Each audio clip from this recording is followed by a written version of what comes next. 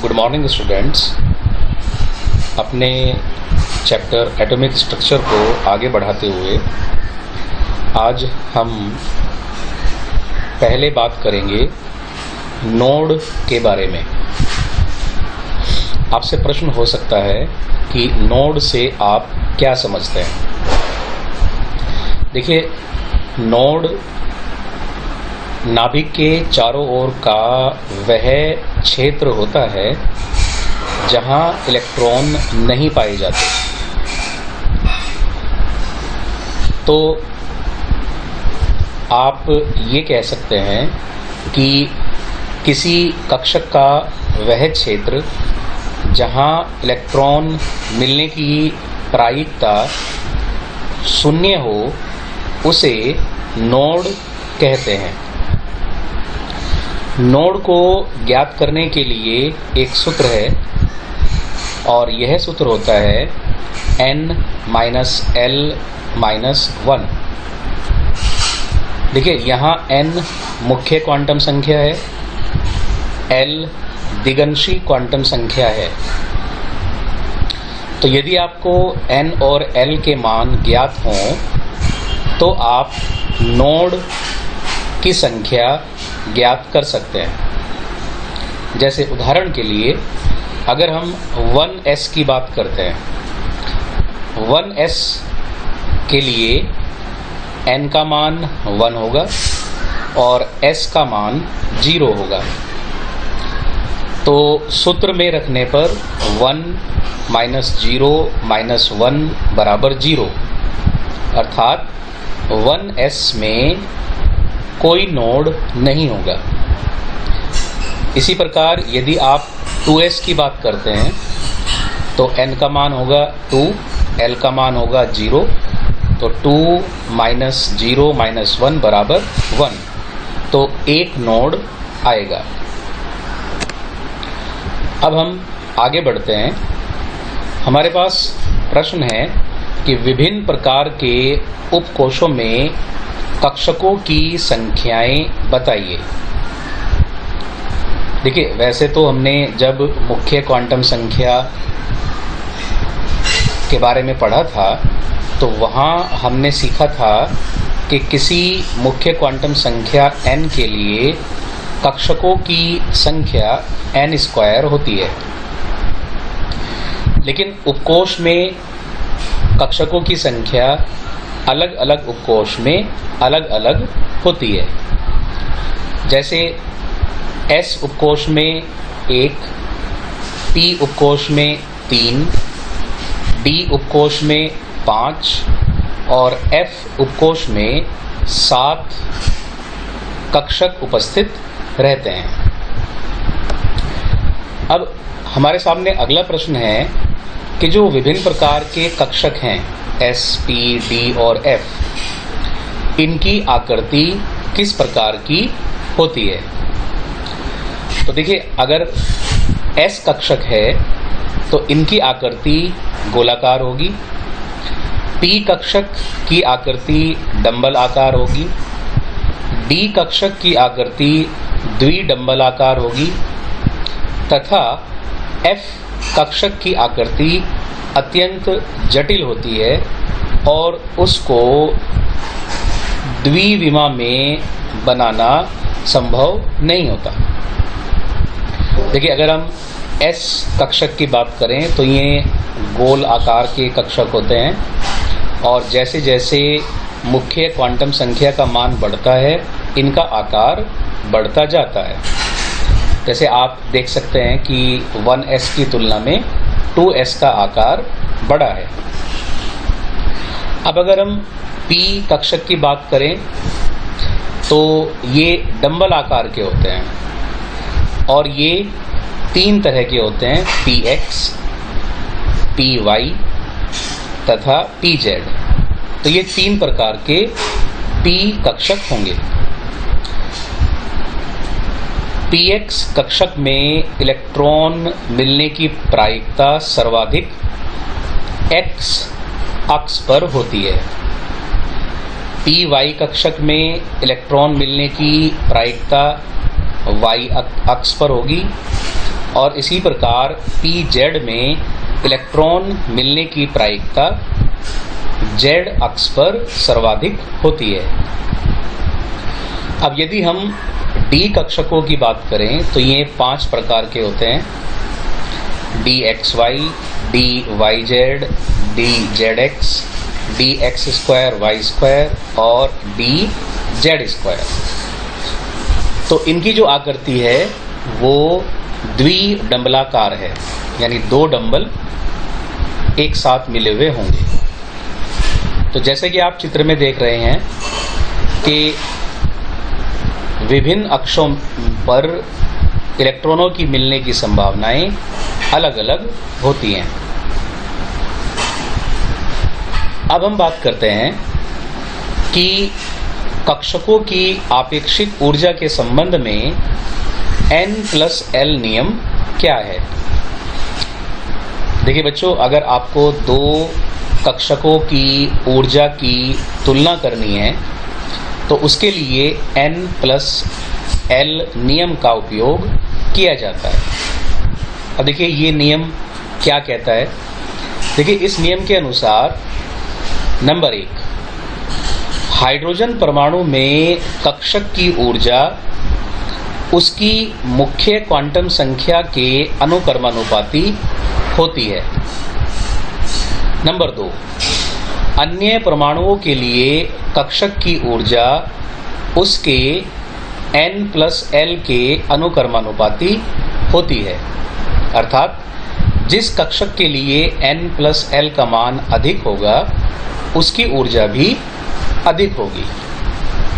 Number 3, यदि किन्हीं 2 कक्षकों के लिए N+L का मान समान हो तो जिस कक्षक का N का मान बड़ा होगा उसकी ऊर्जा अधिक होगी। देखिए ये जो नियम है ये 2 भागों में बटा हुआ है, एक हाइड्रोजन के लिए है और एक शेष परमाणुओं के लिए है। हाइड्रोजन परमाणु के लिए किसी कक्षक की मुख्य क्वांटम संख्या जितनी अधिक होगी उसकी ऊर्जा भी उतनी ही अधिक होगी। लेकिन जिन परमाणुओं में एक से अधिक इलेक्ट्रॉन्स होते हैं, हाइड्रोजन के अलावा शेष सभी परमाणु, उनमें कक्षक की ऊर्जा उसकी मुख्य क्वांटम संख्या तथा दिगंशी क्वांटम संख्या के योग पर निर्भर करेगी, अर्थात जिस कक्षक के लिए N+L का योग अधिक होगा उसकी ऊर्जा अधिक होगी। देखिए अगर हम 3D तथा 4s इन दोनों के बारे में बात करें तो 3D के लिए N+L होगा 3 + 2 = 5। 4s के लिए N+L होगा 4 + 0 = 4। तो आप देख सकते हैं कि 3D के लिए N+L अधिक है, इसलिए 3D की ऊर्जा 4s से अधिक होगी। और यदि किन्हीं 2 कक्षकों के लिए N+L समान है, जैसे 3s तथा 2p, 3s के लिए N+L होगा 3 + 0 = 3 और 2p के लिए N+L होगा 2 + 1 = 3, अर्थात दोनों के लिए N+L समान है। यदि ऐसा हो तो जिस कक्षक के N का मान बड़ा होगा उसकी ऊर्जा अधिक होगी। तो क्योंकि 3s के लिए n का मान बड़ा है तो इसकी ऊर्जा 2p की तुलना में अधिक होगी। अब हम आगे बढ़ते हैं। जो नेक्स्ट हमारे पास क्वेश्चन है वह है ऑफबाउ का नियम समझाइए। देखिए, ऑफबाउ एक जर्मन भाषा का शब्द है और इसका अर्थ होता है बनाना। इस नियम के अनुसार परमाणु की आद्य अवस्था में, यानी जो उसकी तलस्थ अवस्था होगी, सबसे कम ऊर्जा वाली अवस्था होगी, परमाणु की आद्य अवस्था में विभिन्न उपकोष ऊर्जा के बढ़ते हुए क्रम में इलेक्ट्रॉन ग्रहण करते हैं।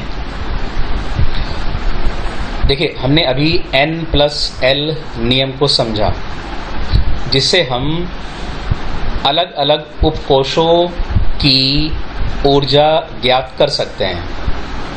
अब ऑफबाउ नियम के अनुसार जिस उपकोष की ऊर्जा कम होगी, पहले उसमें इलेक्ट्रॉन आएंगे, फिर उससे अधिक ऊर्जा वाले उपकोष, और फिर इसी क्रम में इलेक्ट्रॉन्स भरेंगे। देखिए, आप इस नियम को इस चित्र की सहायता से समझ सकते हैं। देखिए, यहाँ विभिन्न प्रकार के उपकोष बनाए गए हैं, 1s, 2s, 3s, 4s, 5s, 6s, 7s। इसी तरह 2p, 3p, 4p, 5p, 6p, 7p, 3d, 4d, 5d, 6d, 4f और 5f। और इन कक्षकों को ऊर्जा के बढ़ते हुए क्रम में लगाने के लिए तीर वाले रास्ते का उपयोग किया गया है। तो जब हम इस रास्ते पर चलना आरंभ करेंगे तो सबसे पहले आएगा 1s, अर्थात 1s में इलेक्ट्रॉन सबसे पहले भरेंगे। इसके बाद 2s, अब इलेक्ट्रॉन 2s में भरेंगे।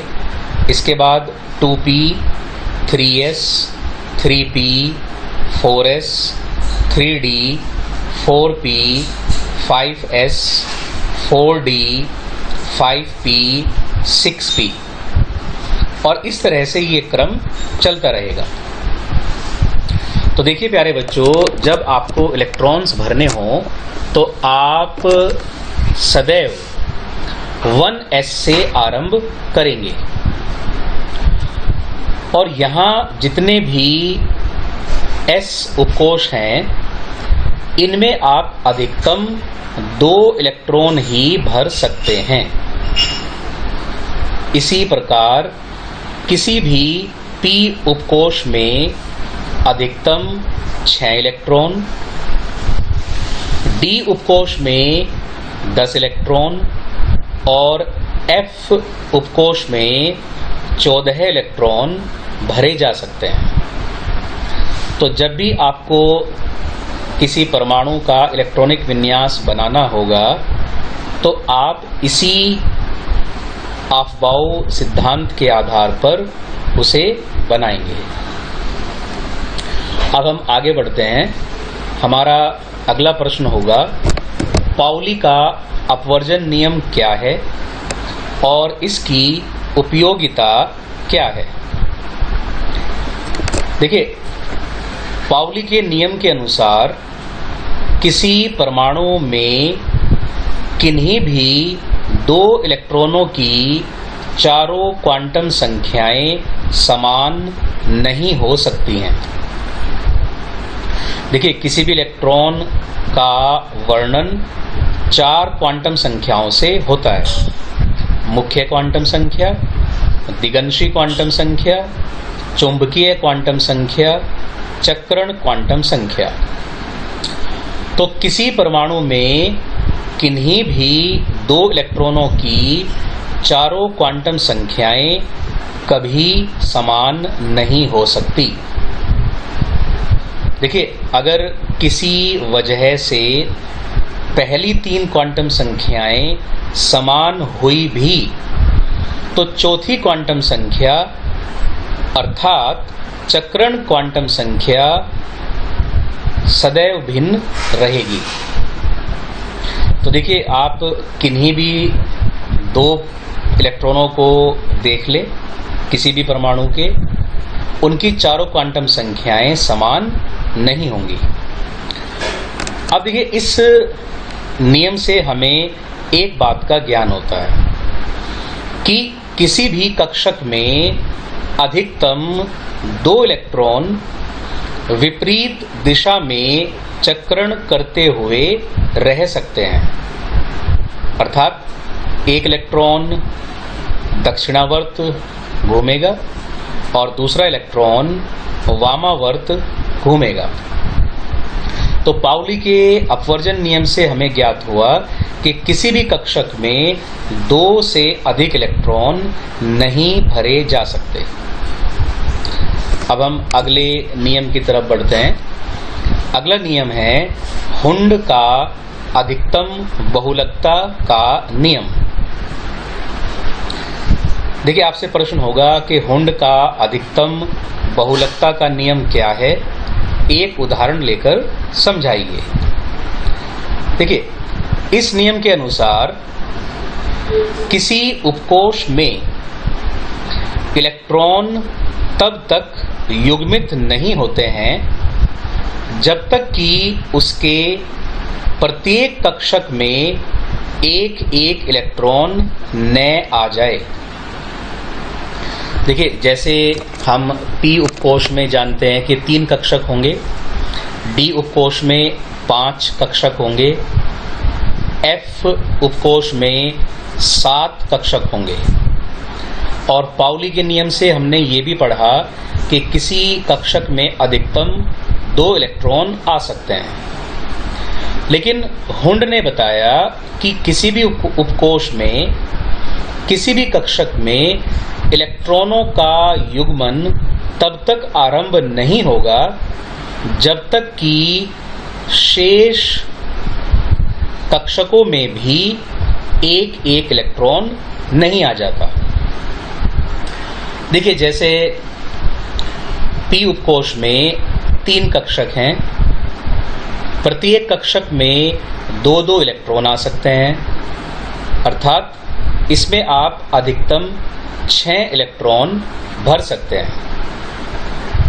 लेकिन देखिए, जो पहला इलेक्ट्रॉन है वो पहले कक्षक में आएगा, दूसरा इलेक्ट्रॉन दूसरे कक्षक में जाएगा, तीसरा इलेक्ट्रॉन तीसरे कक्षक में जाएगा। देखिए, यद्यपि एक कक्षक में 2 इलेक्ट्रॉन आ सकते हैं, लेकिन उपकोष के प्रत्येक कक्षक में जब तक एक एक इलेक्ट्रॉन न आ जाए तो किसी भी कक्षक में युग्मन नहीं होगा। तो इसका अर्थ ये हुआ कि जो P उपकोष है उसमें पहला, दूसरा और तीसरा इलेक्ट्रॉन अलग अलग कक्षक में आएंगे। उसके बाद जब चौथा इलेक्ट्रॉन आएगा तो वह पहले कक्षक में युग्मन करेगा, 5वां इलेक्ट्रॉन दूसरे कक्षक में युग्मन करेगा तथा छठा इलेक्ट्रॉन तीसरे कक्षक में युग्मन करेगा। यानी जो इलेक्ट्रॉनों की संख्या होगी वह होगी 1, फिर नंबर 4, फिर 2, फिर नंबर 5, फिर 3 और फिर नंबर 6।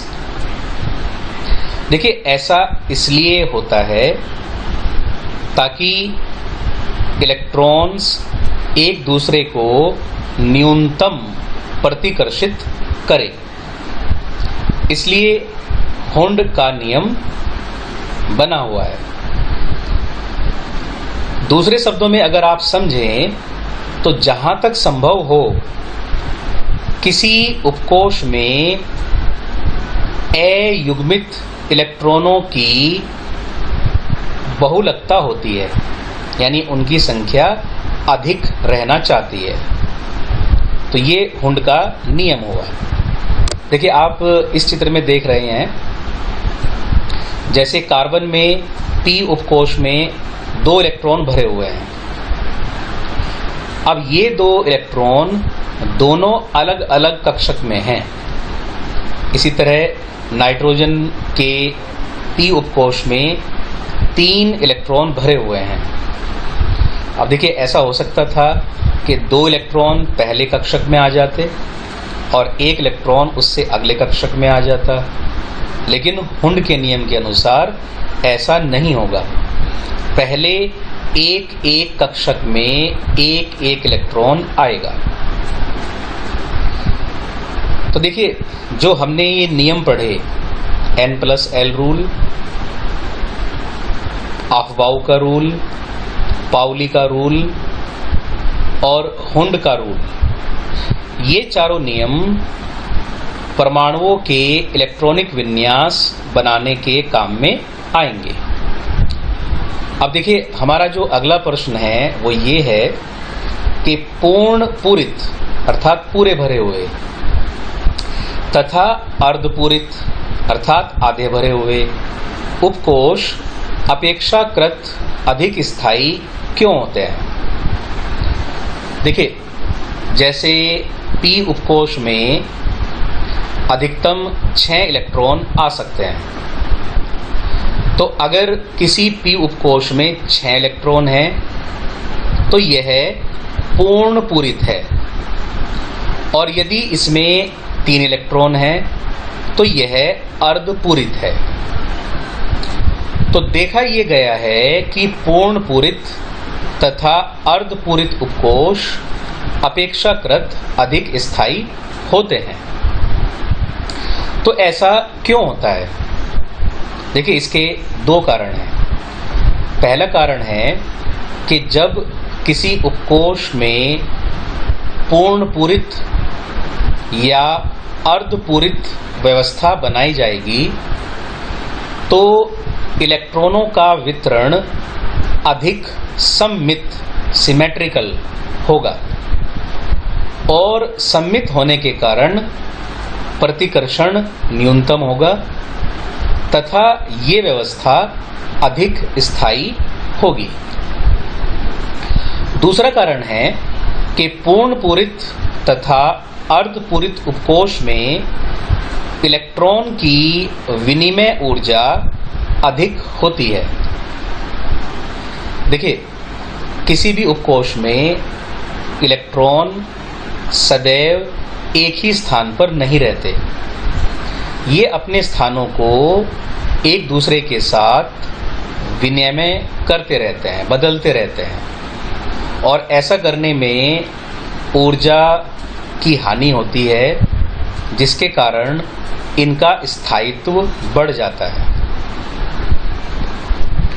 अब हम बात करेंगे कि इलेक्ट्रॉनिक विन्यास क्या होता है और इलेक्ट्रॉनिक विन्यास कैसे बनाए जाते हैं। देखिए, किसी परमाणु में विभिन्न कक्षकों में इलेक्ट्रॉनों का नियमानुसार वितरण करना इलेक्ट्रॉनिक विन्यास कहलाता है। ये इलेक्ट्रॉनिक विन्यास जो हमने अभी 4 नियम पढ़े हैं उनके अनुसार होता है। अब देखिए, हम कुछ उदाहरण लेकर इन्हें समझेंगे। जैसे हमारे पास पहला उदाहरण है हाइड्रोजन का। इसके पास 1 इलेक्ट्रॉन है, तो जब हम अफबाउ के अनुसार चलेंगे तो पहला इलेक्ट्रॉन 1s में भरेगा, तो इसका इलेक्ट्रॉनिक विन्यास हम लिखेंगे 1s1। इसी प्रकार हीलियम में 2 इलेक्ट्रॉन हैं, तो हम इसको लिखेंगे 1s2। लिथियम में 3 इलेक्ट्रॉन हैं, तो 1s2। अब देखिए, 1s2 में 2 इलेक्ट्रॉन पूरे हो गए। अब इसमें 2 से अधिक इलेक्ट्रॉन नहीं आ सकते, तो हम अगले उपकोष की तरफ बढ़ेंगे, अर्थात 2s की तरफ बढ़ेंगे, और बचा हुआ 1 इलेक्ट्रॉन 2s को दे देंगे। तो लिथियम का इलेक्ट्रॉनिक विन्यास होगा 1s2 2s1। इसी प्रकार beryllium 1s2 2s2, boron 1s2 2s2 2p1, carbon 1s2 2s2 2p2। तो इसी तरह से आप सभी तत्वों के इलेक्ट्रॉनिक विन्यास बना सकते हैं।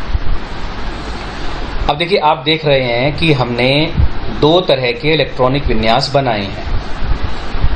एक जो पहले दिखाया गया है ये पूर्ण इलेक्ट्रॉनिक विन्यास है, जबकि जो सामने या के बाद बने हुए हैं ये संक्षिप्त हैं। इनमें क्या किया हुआ है कि जितने इलेक्ट्रॉन अक्रिय गैस में आ सकते हैं उन सबको तो हमने एक साथ लिख लिया। जैसे अगर हम सोडियम की बात करें तो सोडियम के पास 11 इलेक्ट्रॉन होते हैं। तो 11 इलेक्ट्रॉन में से 10 इलेक्ट्रॉन तो नियॉन के जैसे हैं, जो इसके ऊपर नियॉन है बिल्कुल उसके जैसे हैं। तो हमने इसको नियॉन कोर के रूप में लिख दिया। इसका अर्थ ये हो गया कि जो पहले 10 इलेक्ट्रॉन हैं वो तो नियॉन में समाहित हो गए। अब 11वां इलेक्ट्रॉन 3s में उपस्थित है। तो संक्षेप में आप सोडियम का इलेक्ट्रॉनिक विन्यास लिख सकते हैं नियॉन कोर 3s1। इसी तरह आप जो शेष इलेक्ट्रॉनिक विन्यास हैं वह भी बना सकते हैं। अब देखिए, 20 इलेक्ट्रॉनों के बाद जब परमाणु क्रमांक 21 आरंभ होता है तो इनके इलेक्ट्रॉनिक विन्यासों में थोड़ी सी भिन्नता आ जाती है। देखिए, स्कैंडियम के पास 21 इलेक्ट्रॉन हैं। 20 इलेक्ट्रॉन आप 4s2 तक भर लेंगे। 4s के बाद जब आप अफबाउ का नियम देखेंगे तो उसमें आता है 3d उपकोष। तो 21वां इलेक्ट्रॉन आप 3d में भरेंगे। देखिए, इसका मीनिंग क्या हुआ कि पहले आपने 1s2 भरा, फिर 2s2 2p6 3s2 3p6 और उसके बाद 4s2। यहाँ तक 20 इलेक्ट्रॉन पूरे हो जाते हैं। अब 21वां इलेक्ट्रॉन आपको भरना है 3d में, ठीक है। लेकिन जो 3d उपकोष है ये तीसरे कोष में आता है और नियम ये है कि एक कोष के सारे उपकोष एक साथ रखे जाएंगे। तो इसीलिए हमने भले ही 3d को आखिर में भरा है लेकिन हम 3d को लिखेंगे 4s से पहले। तो इस तरह स्कैंडियम का इलेक्ट्रॉनिक विन्यास होगा 1s2 2s2 2p6 3s2 3p6 4s2 3d1। देखिए, बोलने में तो ये होगा लेकिन लिखने में 3d1 4s से पहले आएंगे। तो आप इस बात का ध्यान रखते हुए स्कैंडियम 21 से लेकर आगे तक के जो इलेक्ट्रॉनिक विन्यास है वह बनाएंगे। अब यहाँ एक और महत्वपूर्ण बात है क्रोमियम तथा कॉपर के इलेक्ट्रॉनिक विन्यास। आप देख रहे हैं कि हमने इनके सामने अपवाद लिखा हुआ है। देखिए, अगर हम अफबाउ प्रिंसिपल के अकॉर्डिंग ये इलेक्ट्रॉनिक विन्यास बनाएं तो क्रोमियम का इलेक्ट्रॉनिक विन्यास बनेगा आर्गन कोर 3d4 4s2। ये अफबाउ नियम के अनुसार बनेगा। लेकिन हमने अभी एक बात पढ़ी थी कि अर्धपूरित या पूर्ण पूरित उपकोष अधिक स्थायी होते हैं। तो इसलिए क्रोमियम तथा कॉपर अपने आप को अधिक स्थायी करने के लिए अपने एक 4s इलेक्ट्रॉन को 3d उपकोष में खींच लेते हैं। तो इनका इलेक्ट्रॉनिक विन्यास 3d4 4s2 होने की बजाय 3D5 4S1 हो जाएगा। इसी तरह कॉपर में 3D10 4S1 बनेगा। तो आप इन इलेक्ट्रॉनिक विन्यासों की अच्छे से तैयारी करें, क्योंकि इलेक्ट्रॉनिक विन्यास के ऊपर आधारित आगे के 2 अध्याय आएंगे। तो आपको पहले 30 तत्वों के इलेक्ट्रॉनिक विन्यास बहुत अच्छी तरह से बनाने आने चाहिए, नहीं तो आपको आगे आने वाले अध्यायों में दिक्कतें आएंगी। तो आप इन इलेक्ट्रॉनिक विन्यास को अच्छी तरह से लिखने की प्रैक्टिस